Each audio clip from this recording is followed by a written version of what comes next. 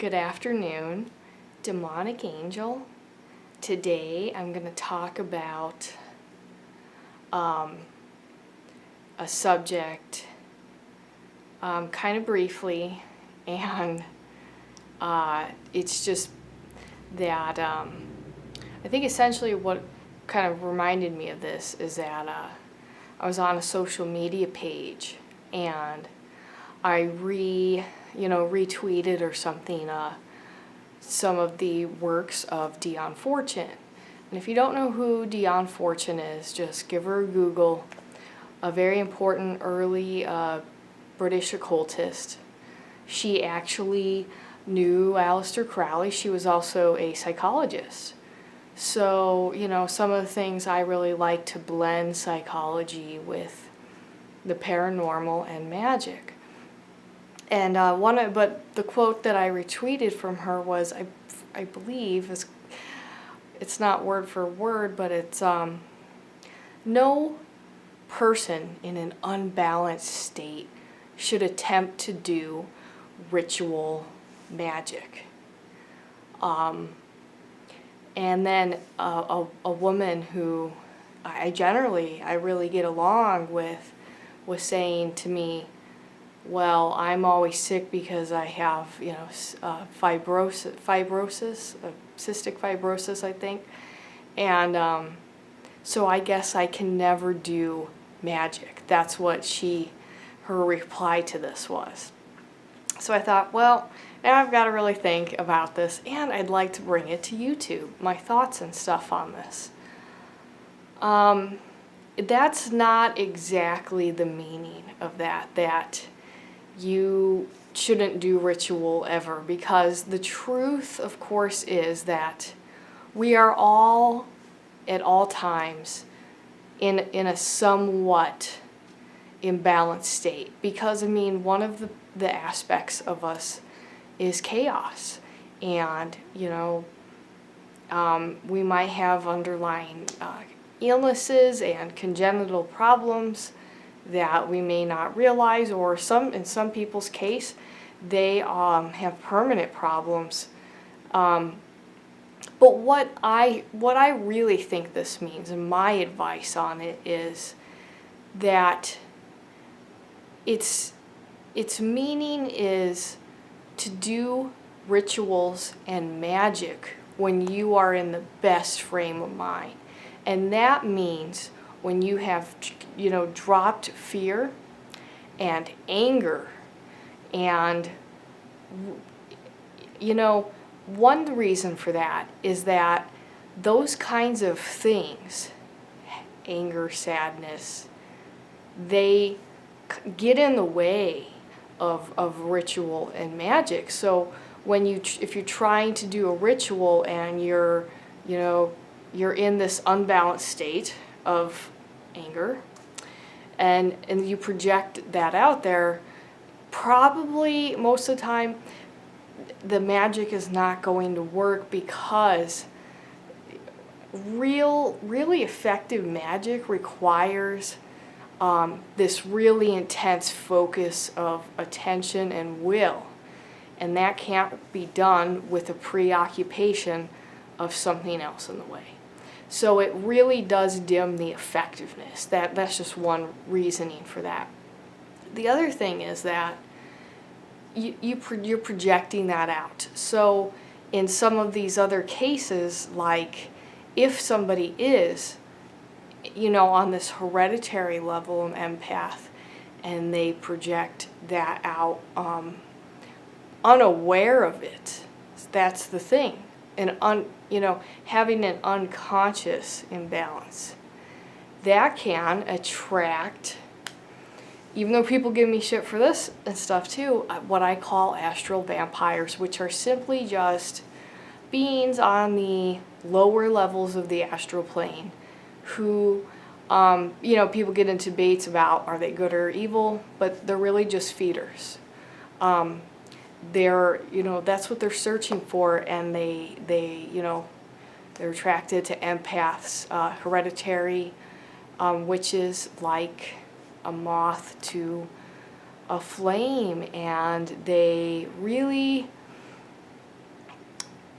they can be that can open some doors for them in that case with an unconscious projection of that. So, that is the real thing to pay attention to. Now, as far as me personally, I do not do rituals when I get sick. So recently, that was another thing that I think that reminded me of this was, I got a little cold. And it's not a self-blame thing. We all get sick, and it strengthens our immune system in some ways. But when you get sick, it's often to do, sometimes, of course, with when we get too stressed, it lowers our immune system. So we're lowering our own guard and lowering our immune system. Now it's just part of life. And so you get sick because your guard is down. When you are sick though, even if something's simple, I prefer to not do rituals and magic because I try to treat it like taking a break. To me, it really is a time to honor the weakened state that my body is in, because I don't want to project this weakness out into an intense ritual magic. And I don't really, I do, most of the magic I do is really simplistic, but the focus of attention and will is what is the most powerful.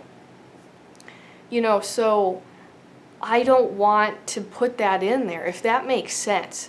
So when you're doing magic, it's like you try to be as conscious as possible of all these circumstances. And if you think that you're too sick, too tired for you, in the state that you are, in the vehicle of your body, the state that you're given. So that means, let's say you're in a wheelchair. That's the way you are. So you have to work with the way you are. Same thing applies though. On the days that you're sickest or depressed, it's probably best to not do that. Instead, meditate, reground yourself, then come back to doing that. So it really is across the spectrum, and it depends on you. You make that kind of plan for your own individual self. I also don't like to see people doing paranormal investigations or ritual magic while pregnant, because now there's the exceptions to these things are, if you are sick and you, for instance, do a ritual to President Marbus, a goetic demon of healing, that is okay, because you're taking your conscious understanding of your illness, and also you're saying, I'm going to do such and such to improve my health or my mental state, because I think a true prayer, true ritual requires something logical that you're going to change in your own life. That's okay because you're addressing that problem, if that makes sense. You're consciously addressing that. So that can be a situation where that is okay to be sick and still do magic. And as far as pregnancy and these things, of course, one big thing is fertility magic, and that kind of thing. So with that awareness in mind, that is okay. Probably, not when somebody is actually pregnant. I would limit that kind of stuff to prayers of protection and, really being grounded, because what I think is that spirits on the astral plane can fight for control of possession, if you will, of an unborn baby. And like they want to be the reincarnation of that in some way. So, of course, if it is your relative, that's what is coming back in the spiral of life. But you don't want to open up that possibility to astral feeders. So it is kind of, those are just some of my thoughts, like in that type of a way, where this is kind of a situation where I'm saying that it's so individual and it's so depending on the circumstances, but it is something to really pay attention to. And you know, if you're in a time in your life where you're having a crisis and you're mentally imbalanced, that should be the focus before you do anything related to the occult. So that's just what I have to say on this kind of an issue. It's always best to focus on being grounded first.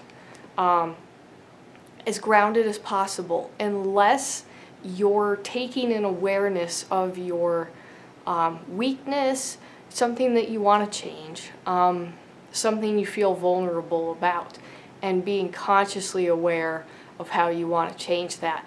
Then that is different because you are aware of it, if that makes sense to you guys. So I hope that does. It's just a few words that I thought I'd say in there. And if you haven't heard of Dionne Fortune, give her a Google. She's a really great inspiration to me. I've read all of her works, and she's actually a lot of fun to read, unlike Aleister Crowley, which is more like a dry reading. So I'll see you guys in the next video.